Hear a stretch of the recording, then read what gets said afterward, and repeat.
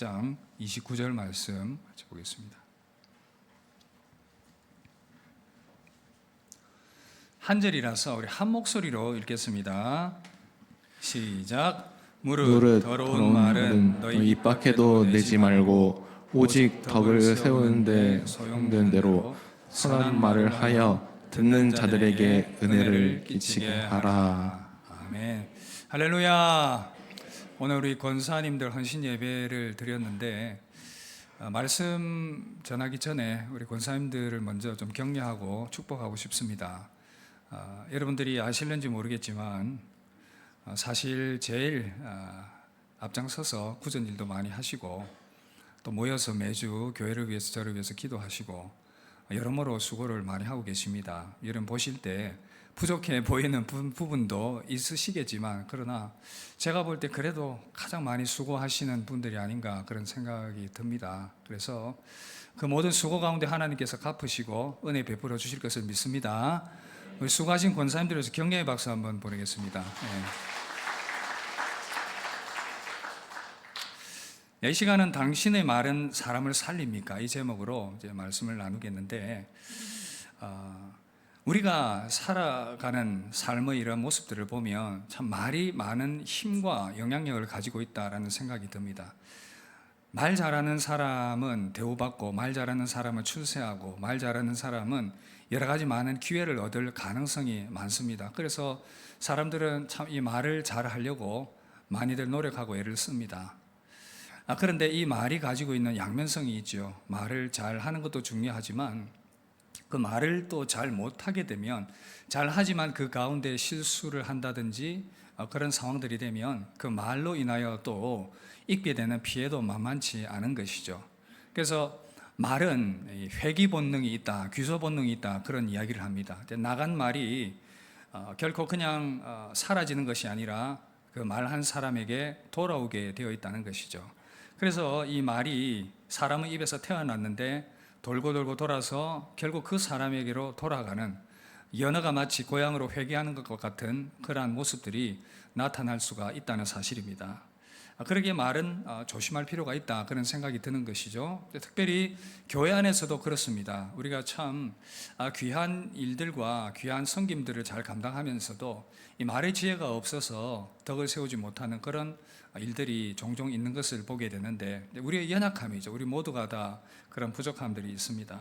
하나님께서 우리에게 말하는 능력을 주셨는데 우리는 이 말을 통해서 사랑을 표현하고 진리를 전하고 복음을 전하고 다양한 그런 일들을 합니다. 하지만 동시에 이 말로 사람들에게 상처를 주고 문제를 일으키고 여러 가지 많은 부정적인 일들을 또한 만들어내는 것도 사실인 것입니다. 여러분 이 말이 참으로 영향력이 큰데 어떤 사람이 이런 고백을 했습니다. 목사님 저는 60이 넘어서도 아직 잊지 못하는 한마디가 있습니다. 어릴 때 어머니가 화가 나서 저에게 너는 왜 태어났는지 모르겠다라고 하셨어요. 그 말이 제 마음에 못처럼 박혀서 평생 나는 쓸모없는 존재인가 하는 마음이 따라다녔습니다. 어렸을 때 그 부모의 한마디가 한 사람을 그렇게 고통스럽게 만들었다는 것입니다. 그런가 하면 또 반대로 어떤 사람의 말은 살리는 힘이 있었습니다. 어느 집사님이 이런 말을 했습니다. 목사님 정말 힘들고 죽고 싶던 시기에 교회 권사님 한 분이 제 손을 잡고 이렇게 말씀하셨습니다. 집사님, 하나님이 집사님을 버리지 않으셨어요. 우리 다시 시작해 봅시다. 그 말 한마디에 제가 버티고 다시 신앙생활을 시작했습니다. 이처럼 사람의 말이 칼이 되어서 찌르기도 하고 또 약이 되기도 하는 것입니다. 잠언 18장에 보면 사람의 죽고 사는 것이 혀의 권세에 달려있다 그렇게 말씀했습니다. 하나님께서 오늘 우리에게 이렇게 말씀하십니다. 우리 모두에게 말씀하십니다. 우리의 입술을 지혜롭게 사용하고 살리는 데 사용하라. 권사의 직분은 어찌 보면 교회에서 어머니와 같은 그런 직분입니다. 어머니의 역할 중에 가장 큰 것이 무엇냐라고 했을 때에 말로 사람을 세우고 말로 위로하고 말로 믿음을 심는 것입니다. 오늘 헌신 예배는 그래서 주님, 나의 입술을 주님께 올려드립니다. 제 말이 상처를 주는 칼이 아니라 살리는 약이 되게 해 주시옵소서. 그렇게 아름답게 잘 사용하시는 분들이 많이 계시겠지만 그러나 다시 한 번 더 우리의 모습을 돌아보면서 그런 아름다운 헌신을 주님께 드리는 우리 권사님들뿐만 아니라 우리 모두가 그렇게 주님 앞에 나아가는 귀한 시간 되길 주 이름으로 축복합니다. 그다음에 어떻게 우리가 이 살리는 말을 할 수 있을 것인가? 먼저는 침묵할 줄 알아야 됩니다. 침묵할 줄 아는 우리 권사님들이 되기를 바랍니다. 잠언 10장 19절 보시면 말이 많으면 허물을 면하기 어렵다. 참 우리가 살아가면서 그런 후회를 안 하는 사람도 없는 것 같아요. 내가 그 말을 안 하면 좋을 것을. 어느 모임 가서 돌아왔는데 마음이 허전한 겁니다. 생각해 보니까 쓸데없는 말을 너무 많이 떠들었어요. 쓸데없는 말, 불편한 말 왜 그렇게 많이 했을까? 그런 후회를 하게 되는 우리의 모습들인 것입니다. 오늘날 특별히 말이 많아진 시대인데 보시면 휴대폰, 문자, 카톡, SNS 하루에 수십 번 여러 가지 많은 그런 말들을 쏟아내는데 여기에 참 확인되지 않은 말들, 깊이 생각하지 않은 말들, 감정적인 말들을 쏟아낼 때가 참 많이 있습니다.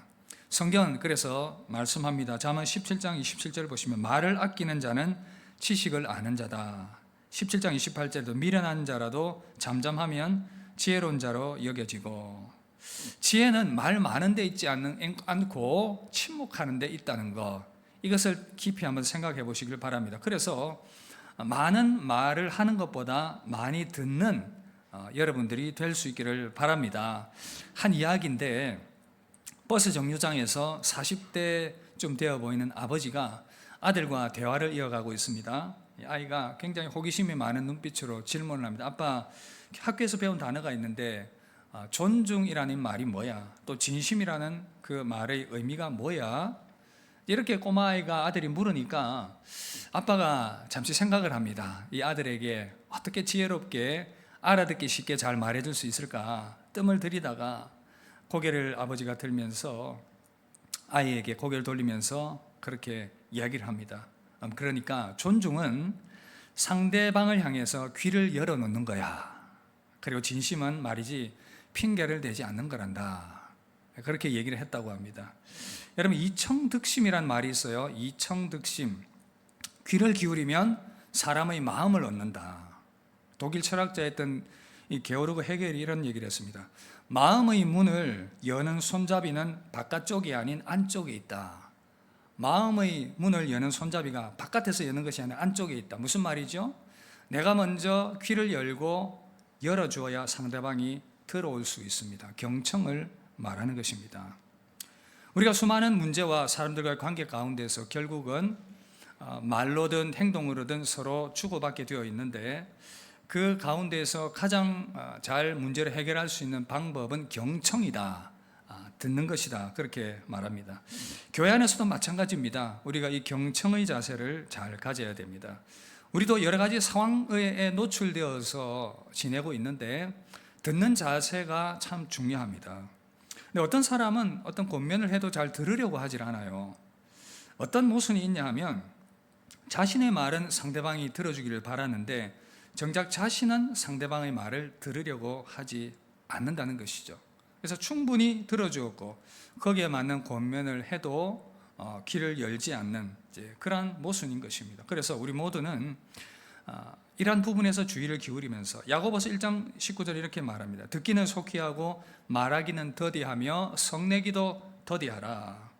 권사의 사역의 상당 부분이 성도들의 말을 듣는 사역입니다.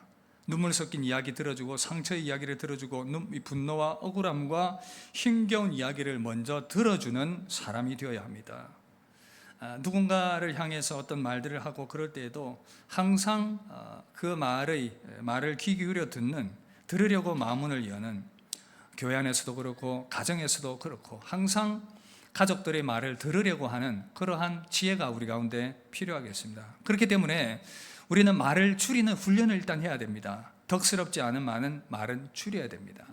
전도회나 소그룹이나 어떤 모였을 때에 무례한 말들, 불필요한 말들, 예의 없는 말들은 절제해야 됩니다. 여러분, 하나님은 질서의 하나님이십니다. 고린도전서 14장에 보면 고린도 교회에 은사들이 참 많았어요. 그런데 바울이 그 교회를 향해 권면하는 것이 뭐냐면 하나님은 질서의 하나님이시다. 모든 것들을 질서 있게 하라. 고린도전서 14장 33절 40절 보시면 하나님은 무질서의 하나님이 아니요 오직 화평의 하나님이시니라. 모든 것을 품위 있게 하고 질서 있게 하라. 그래서 해야 할 말과 예의를 갖추고 절제해야 할 말들은 절제하는 것, 그것이 바로 지혜인 것입니다. 그래서 무례한 말과 태도에 대해서 하나님께서 그것을 판단하십니다. 우리 마음에 그런 후회가 있는 분들이 있을 것입니다. 그때 내가 그 말을 안 하는 것이 차라리 나을 뻔했는데, 그 말이 그렇게 상처가 될 줄 몰랐는데, 자녀들에게도 마찬가지고 그렇습니다. 우리가 그렇게 연약합니다. 제가 한번 이야기를 했는지 모르겠는데, 제 큰아들을 군대를 보내고 나니까 어찌 그리 큰애한테는 그렇게 엄격했는지 모르겠어요. 둘째는 뭐 철이 없고 그래서 얘는 뭐 야단을 쳐도 야단을 치는 건지 안 하는 건지 구분도 못하고 막 그러더라고요. 첫째는 좀 더 잘 키워야 되겠다는 마음이, 아마 부모님들이 다 그런 생각을 할 것입니다. 실수를 많이 합니다. 초보 엄마 아빠가 되다 보니까 그 어린 시절 얘를 키울 때 그렇게 많이 야단하고 매질했던 것이 생각이 나서 군대 훈련소 보내라고 제가 회개의 편지를 쓰지 않았습니까? 아들아, 미안하다. 내가 그렇게 참 연약한 자였다. 아빠가 부족한 것이 많았다. 우리가 그렇게 참 부족한 것이 많습니다. 말과 행동의 모든 부분들에 연약함이 많습니다. 그래서 하지 말아야 할 말들 절제해야 합니다. 어느 교회 권사님이 한 분이 어느 날 결단을 했다고 합니다. 이제 나는 교회 안에서 불평과 비교의 말과 뒷말하지 않겠다. 내가 그런 말을 하고 싶어질 때마다 입을 다물고 대신 기도하겠다. 초반에 힘들었습니다. 습관처럼 저 집사는, 저분은 왜 저래? 왜 우리 교회는 이것밖에 안 돼? 말이 목구멍까지 올라오는데 처음에는 이제 속으로만 그렇게 하나님께 아뢰고 이제 입을 다물었다고 합니다. 몇 달이 지나자 주변 사람들이 이제 점점 변화되는 모습을 보고 말합니다. 권사님, 요즘 분위기가 참 편안해졌습니다. 권사님과 대화하면 참 마음이 편안합니다. 그런 이야기를 하더라는 것입니다. 여러분들이 그런 말을 많이 듣게 되기를 바랍니다. 스스로도 그렇게 고백을 합니다. 말을 줄이니까 기도가 늘었습니다. 사람과 하는 말은 줄고 하나님과 하는 말이 늘었습니다. 여러분들, 말을 줄이는 것은 하나님께 더 많이 말하는 것의 출발점이 됩니다. 그래서 여러분, 오늘 첫 번째 헌신입니다.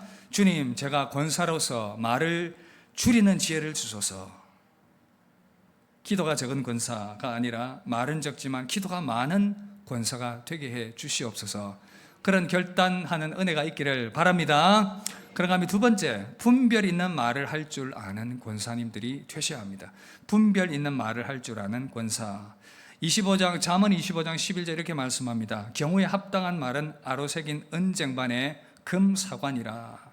경우에 합당한 말, 그러나 경우에 합당하지 않은 말은 오히려 덕이 되지 않는다, 그 말 아니겠습니까? 이것을 잘 분별해낼 줄 알아야 된다.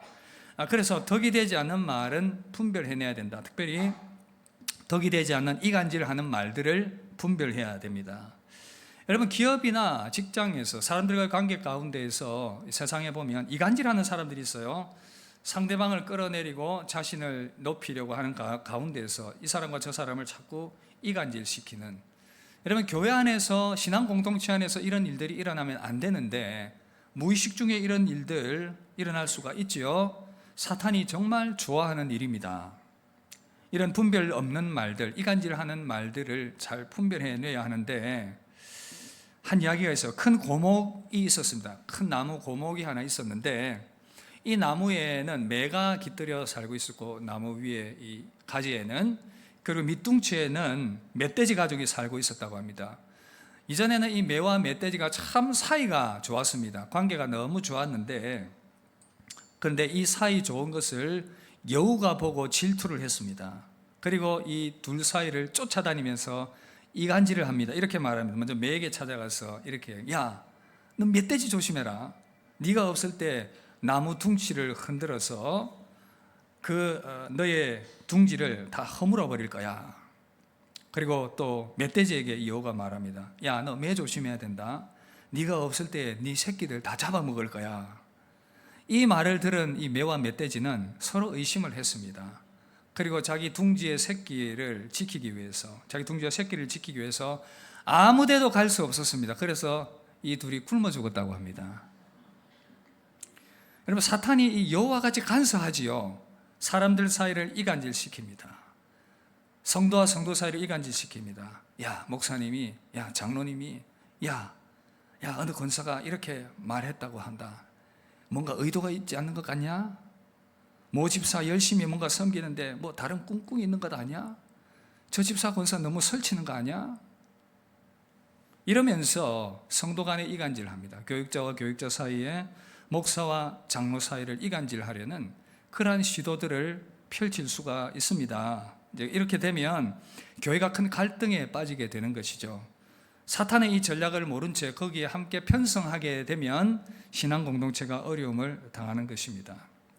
여러분, 이간질하고 교회를 분열을 일삼는 사람이 있다면 가까이 하지 마십시오. 교회를 생각해서 하는 말인데 라고 말 꺼내면 그 자리를 떠나버리십시오. 교회를 생각해서 하는 말인데, 교회를 생각하는 말이 절대 아닙니다. 여러분, 그래서 더 혼란에 빠질 수 있기 때문에 항상 말을 조심하되 이간질하는 말, 이런 말들을 잘 분별해낼 수 있어야 된다는 것입니다. 잠언 11장 13절 말합니다. 두루 다니며 한담하는 자는 남의 비밀을 누설하나 마음이 신실한 자는 그 일을 숨기느니라. 그래서 우리 직분자들은 소문을 퍼뜨리는 자가 아니라 소문을 막는 사람이 되어야 된다. 그 소문은 나에게서 끝이 나야 됩니다. 그런 분별의 지혜를 가지고 신앙 공동체와 여러분들의 이웃과 가족들을 지켜나가는 은혜가 있기를 주 이름으로 축복합니다. 그런가 하면 또 다른 분별력, 갈등 상황 가운데서 부드러운 말을 할 줄 아는 지혜와 분별이 필요합니다. 잠언 15장 1절, 유순한 대답은 분노를 쉬게 하여도 과격한 말은 노를 격동하느니라. 교회 안에서, 가정 안에서 갈등이 일어나게 될 때에 거기서 휘발유를 끼얹는 말들을 더 얹어버리면 더 갈등이 증폭되게 됩니다. 그래서 여러분들은 지혜롭게 부드럽게 말해야 합니다. 그 분위기가 누그러뜨려질 수 있는 그러한 지혜로운 말들. 그래서 교회 안에서 우리의 말들이 불을 더 키울 수도 있고 꺼뜨릴 수도 있다는 것을 기억해야 됩니다. 우리 권사님들이 매달 기도회를 합니다. 참 귀하죠. 그 기도회 때마다 제가 또 가서 말씀을 나누고 같이 기도하고 권면을 해주는데, 얼마 전에 제가 말씀 나누면서 그 이야기를 했습니다. 기억나신지 모르겠는데, 비난과 비판의 말은 나에게서 종착역이 되게 하고 칭찬과 격려의 말은 나에게서 출발력이 되게 하자. 마음에 드십니까? 그럼 한번 따라 하겠습니다. 자, 비난과 비판의 말은 나에게서 종착역이 되게 하고, 끝을 내라 그 말이죠. 칭찬과 격려의 말은 나에게서 출발력이 되게 하자. 그러면 얼마나 분위기가 좋겠습니까? 그죠? 그런 우리 모습들이 되면 좋겠습니다. 그래서 여러분들이 말하기 전에 질문 던져봐야 됩니다. 이 말이 꼭 필요한가? 상대방을 세워주는 말인가? 이 말 때문에 하나님께 그 사람이 더 가까이 나아갈 수 있는가? 이것을 잘 생각을 해야 됩니다. 그런 바른 판단이 서게 되면 여러분들이 지혜 가운데서, 분별 가운데서 말을 할 수가 있을 것입니다. 여러분, 분별 있는 그러한 말을 하는 우리 권사님들, 우리 성도님들 되기를 주의 이름으로 축복합니다. 마지막 하나는 살리는 말을 해야 됩니다. 우리 권사님들 그리고 성도님들, 살리는 말을 적극적으로 할 수 있기를 바랍니다. 잠언 12장 18절 보시면, 칼로 찌름 같은 말을 하는 자가 있거니와 지혜로운 자는 자의 혀는 양약이 되느니라. 그래서 우리의 말은 찌르는 칼이 아니라 사람을 살리는 양약이 되어야 한다. 사람을 살리는 말이 되어야 합니다. 얼마 전에 잠깐 TV를 보니까 인터뷰를 하는 그런 예능 방송이었습니다. 거기에 한 정신과 의사분이 초대가 되었는데, 혹 여러분들 보신 분들도 계실 거예요. 이분이 근데 정신과 의사인데도 안타깝게도 이 투기 주식에 빠져가지고 인생을 거의 망쳐버릴 뻔한 사람이었습니다. 가만히 보니 자기는 흙수저에서 그렇게 의사가 되었는데, 주변의 친구들 보니까 다 금수저들이고 출발부터 다르니까 벌써 집도 사고 고급차 타고 다니고, 그런데 자기는 영 형편이 없는 것입니다. 그래서 이것을 어떻게 반전할 수 있을 것인가, 투기성 주식에 몰입을 했습니다. 그런데 여러분, 어떻게 되었겠습니까? 제대로 연구도 안 하고 그냥 돈을 좀 벌어보겠다는 열망으로 시작을 했으니 얼마나 망했겠습니까? 완전히 쫄딱 망했죠. 그래서 주식을 통해서 뭔가 반전을 하겠다라고 했는데 거의 주식 중독이 되어버렸습니다. 투자하는 족족 그냥 다 잃는 것입니다. 나중에는 거의 이 중독이 되어가지고 아침에 출근할 때, 그 출근 아침 시작할 때 장이 열린다 그러더라고요. 고개 끄덕거리는 분은 아시는 분들입니다. 아침 9시부터 해서 15분까지 하여튼 그 장이 있는데, 이제 출근할 때 되면 꼭 이제 그 시간이 걸리는 것입니다. 그래서 그 주식 시세를 보고 출근하려고 주차장에 차 대놓고 늘 지각하는 이제 그런 어떤 삶을 살았다는 것입니다. 이제 그 병원의 의사, 병원장도 알게 되고 동료들도 알게 되어 가지고 결국은 이분이 병원에서 쫓겨나게 되었습니다. 안동으로 쫓겨났다 그러는데 어느 병원인지는 모르겠어요. 하여튼 거기 가서도 조금 정신을 차리는가 싶더니 다시 재발한 것입니다. 그리고 어느 날 폐인이 된 자신의 모습을 보면서 새벽 2, 3시쯤이었나 높은 건물에 자기가 있는 거기서 창문을 열었는데 뛰어내리고 싶더라는 것입니다.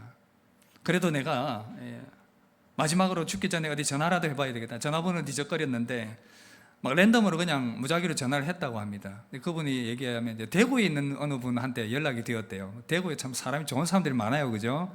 그리고는 이제 이분이 대구에 와서는 이제 그분과 시간을 이제 몇 달을 보내게 됩니다. 그 이후로 친구가 되고 좀 이렇게 대화하는 과정 가운데서 많이 회복이 되었는데, 이 친구 되었던 사람의 말 한마디가 결정적으로 자기를 살렸다, 그 얘기를 했습니다. 이 정신과 의사가 얘기합니다. 내가 과연 다시 일어날 수 있을까? 그랬더니 친구가 이렇게 얘기를 했다고 합니다. 내가 만약 우울증에 걸리면 네가 나를 치료해 줘야 될 거 아니냐? 네가 그래도 정신과 의사잖냐? 이 말 한마디에 자기가 충격을 받고 그 말이 너무 감동이 되어서 도전을 받고 그 한마디 때문에 다시 일어날 수 있게 되었다고 합니다. 그래서 주식 중독 전담 정신과 의사로 지금 활동을 하고 있다, 그런 이야기를 했었는데, 여러분, 한마디, 누군가의 한마디가 그 사람을 살리는 말이 될 수 있습니다. 에베소서 4장 29절에 보면 무릇 더러운 말은 너희 입 밖에도 내지 말고 오직 덕을 세우는 데 소용되는 대로 선한 말을 하여 듣는 자들에게 은혜를 끼치게 하라. 그래서 우리 모두는 선한 말을 해서 살리는 그런 말들을 통해서 참으로 이웃들과 교회를 유익하게 만들고 하나님께 영광 돌리는 저와 여러분들이 될 수 있으면 좋겠습니다. 우리 어떻게 살리는 말을 할 수 있겠습니까? 먼저는 격려의 말로 살립시다. 지친 교사들에게, 지친 성도들에게, 지친 집사님들에게, 믿음의 동료들에게 한마디가 힘이 됩니다. 큰 힘이 됩니다. 집사님, 하나님 집사님 너무 사랑하시는 것 같습니다. 권사님이 있어서 우리 교회에 얼마나 감사한지 모릅니다. 요즘 힘이 될 텐데, 힘드실 텐데 그래도 다시 일어날 줄 믿습니다. 목사님 힘내십시오. 화이팅. 이 한마디 하시는 권사님들을 저는 기다리고 있습니다. 누가 제일 저에게 이 설교 왜 먼저 하는지 한번 기다려 보겠습니다. 근데 그 나이에 그거밖에 못하냐, 애가 믿음이 왜 그렇게 없느냐, 그렇게 찌르는 말들을 하면 사람들이 살아나지 않습니다. 그래서 여러분, 격려의 말로 살리게 되는 은혜가 있기를 주 이름으로 축복합니다. 그러면 축복과 감사의 말을 또 합시다. 권사님들의 이 말 습관 점검해 보십시오.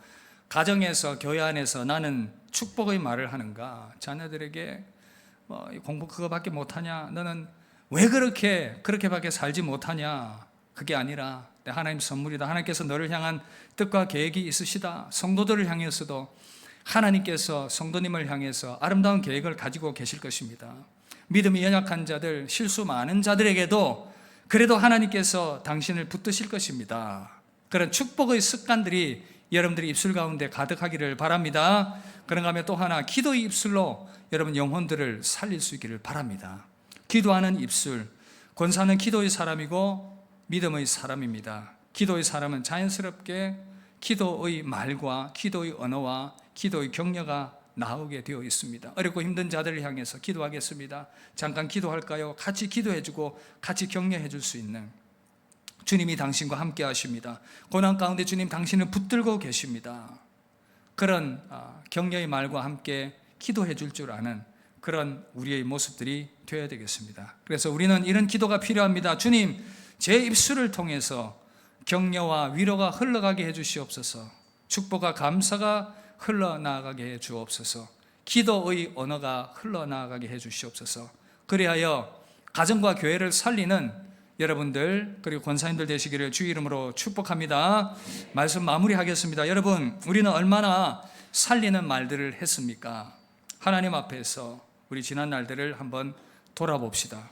그리고 다시금 우리의 언어를 하나님 앞에, 우리의 혀를 헌신하는 그런 시간이 되기를 바랍니다. 주님, 나의 입술이 주님의 뜻을 행하는 도구가 되길 원합니다. 내 혀가 주님의 영광의 도구가 되길 원합니다. 주여, 나를 붙들어 주시옵소서. 그렇게 주님 앞에 기도하는, 그래서 새롭게 주님 앞에 우리의 언어를 헌신하는 그런 저와 여러분들이 될 수 있기를 주의 이름으로 축복합니다. 우리 함께 찬양하고 한번 기도합시다. 보혈을 지나 우리 찬양하고 기도하겠습니다.